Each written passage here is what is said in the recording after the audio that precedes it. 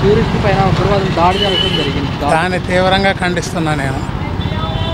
అది నేను దీంట్లో ఫేస్బుక్లో చూశాను, మళ్ళీ న్యూస్లో చూశాను. దాని మీద కొంతమంది విశ్వ హిందూ పరిషత్ వాళ్ళు ఎవరు ర్యాలీలు కూడా ఏదో చేయటం అనేది నా నాలెడ్జ్కి వచ్చేసింది. కానీ అది తీవ్రంగా ఖండిస్తున్నాను ఆ విషయం. అక్కడికి వచ్చిన టూరిస్ట్ని మతం ఏంటని చెప్పేసి అడిగి మరి అలా దాడి చేయడాన్ని ఎలా చూస్తారు? నేను అదే చెప్పాక తీవ్రంగా ఖండిస్తున్నా. మొట్టమొదట ఇండియాలో ఉన్నప్పుడు నువ్వు ఏ మతాన్ని గౌరవించినా అది వేరే విషయం. కానీ నా మతం ఇది అన్న తర్వాత వేరే మతాన్ని అగౌరవపరచడం అనేది చాలా దారుణం.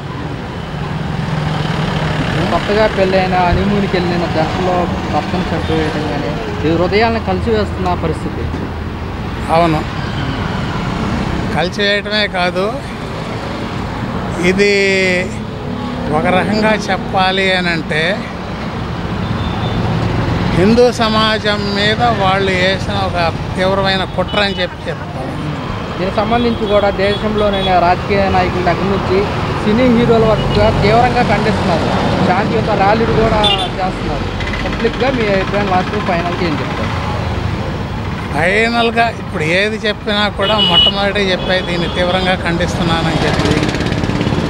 ఎందుకంటే మాకు హృదయాలు అనేది ఉన్నాయి. మేము పరమస్థానాన్ని అందరినీ హిందూ ముస్లింలు కానీ లేకపోతే క్రిస్టియన్స్ అందరూ సోదరభావంగా మేము వెళ్తాం. అట్లా వెళ్ళిన తర్వాత కూడా ఇతర మతస్థులు అనేది వీళ్ళని ఈ విధంగా చేస్తున్నారంటే అది సైన్స్ రానిది, చాలా దారుణం.